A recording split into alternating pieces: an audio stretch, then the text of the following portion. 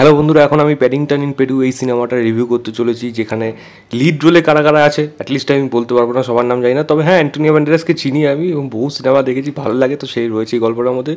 Third part এটা। First পার্টটা খুব সম্ভবত 2014-তে এসেছিলো, সেকেন্ড পার্টটা 2016-17-তে এসেছিলো, আর এটা হলো থার্ড পার্ট, এসে 2024-এ এসছে এবং এটা এখন সিনেমা হলে অলরেডি অ্যাভেলেবেল হয়ে গেছে আমাদের এখানে, এবং হিন্দি ইংলিশ দুটোতেই অ্যাভেলেবেল আছে।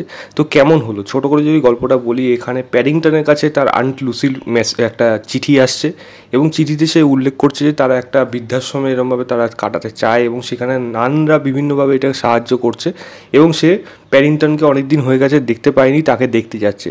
প্যাডিংটন তার এই ব্রাউন ফ্যামিলির সাথে কীভাবে পেরুতে যাচ্ছে, যেখান থেকে সে অলরেডি বিলং করে, যেখানে তার শুরুর দিকে একটা হিন্ট দিয়ে দেখিয়ে দিয়েছে তাকে কীভাবে পাওয়া গেছিলো, ছোট্ট করে সেটা দেখিয়ে দিয়েছে। যারা আগেরটা দেখেননি তাদের কাছে হয়তো খুব বেশি ইম্পর্টেন্ট না, বাট প্যাডিংটনকে এর ব্যাপারে জানতে গেলে আপনার আগেরগুলো দেখতে হবে একটু। এবং হ্যাঁ, অবশ্যই তারা পেরুতে যাচ্ছে, জঙ্গলের মধ্যে যাচ্ছে এবং সেই জঙ্গল সাফারিতে তাদের কী কী ফেস করতে হচ্ছে এবং আন্ট লুসি কী দেখা পাচ্ছে এবং এই আন্ট লুসিকে খুঁজতে গিয়ে তারা কী কী জায়গা খুঁজে পাচ্ছে, এবং পেরু যখন অ্যামাজনের জঙ্গল, তখন কি এলডোরাডোর খোঁজ তারা কোনোভাবে পাবে, আর যদি পায় এলডোরাডোটা কী এবং সেখানে সে কীভাবে প্যাডিংটন কীভাবে সেখান থেকে বিলং করে, এর থেকে বেশি জানতে হলে আপনাকে সিনেমা হলে গিয়ে এই সিনেমাটা দেখতে হবে।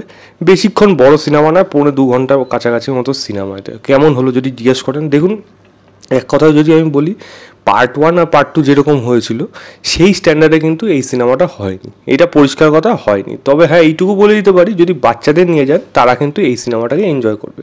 এর ভয়েস ডাবিং হোক, এর মানে একটা হালকা হিউমার যে জিনিস জায়গাগুলো রয়েছে সেইগুলোকে হোক, সেগুলোকে যেমন স্টেজিং হোক, জঙ্গল সাফারির মধ্যে যে মজাগুলো আছে খুব বেশি না হলো, বাট সেগুলো কিন্তু মজাদার, বাচ্চাদের জন্য বিশেষ করে সেগুলো আপনাদের ভালো লাগবে। সেখানে মানে আমি যদি বলি মানে সিজির কাজ আগের তুলনায় বলবো কিছুটা বেটার হয়েছে। এখানে সিজি কাজ, সাউন্ডের কাজ এখানে ভালো লেগেছে, এখানে অ্যান্টোনিও ব্যান্ডেরাসের পারফরমেন্স ভালো লেগেছে, মজা লাগবে এই ক্যারেক্টারকে দেখতে। দু রকম শিফট করে যে সেগুলো বেশ ভালো ছিল, মজাদার ছিল।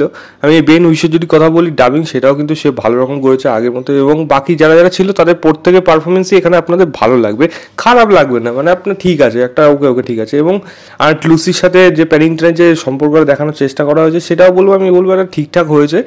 লাস্টের দিকে বিশেষ করে শেষের দিকে গিয়ে একটা ইমোশনাল করার চেষ্টা করা হয়েছে, যেটা খুব যে হ্যাবক কিছু হয়েছে তা না, তবে হালকা এরকম ধরনের লাইট হার্টের সিনেমার জন্য এই ধরনের ইমোশনাল অ্যাঙ্গেল আমি বলবো একটা ঠিকঠাক তারা এন্ডিং দিতে পেরেছে এই জায়গাটায় এসে।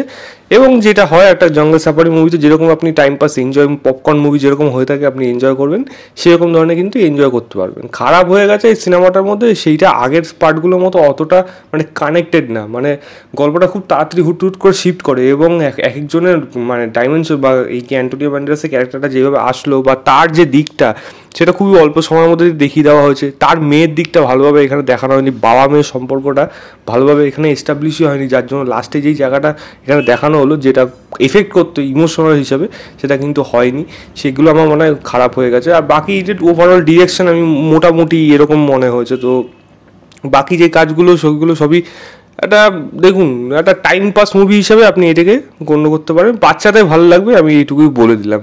আমার কাছে সিনেমাটা একটা অ্যাভারেজ সিনেমা হিসেবে আমার কাছে থেকে যাবে, ম্যাক্সিমাম 2.75 দেবো আউট অফ 5 বলবো। সিনেমাতে যান, গিয়ে দেখুন, দেখে জানাবেন আপনাদের কেমন লেগেছে। তো এই ছিল আমার ওভারঅল রিভিউ প্যাডিংটন পেরু বলে সিনেমাটা। ভিডিওটা ভালো লাগে লাইক শেয়ার, চ্যানেলটাকে অবশ্যই সাবস্ক্রাইব করে দেবেন। বাই।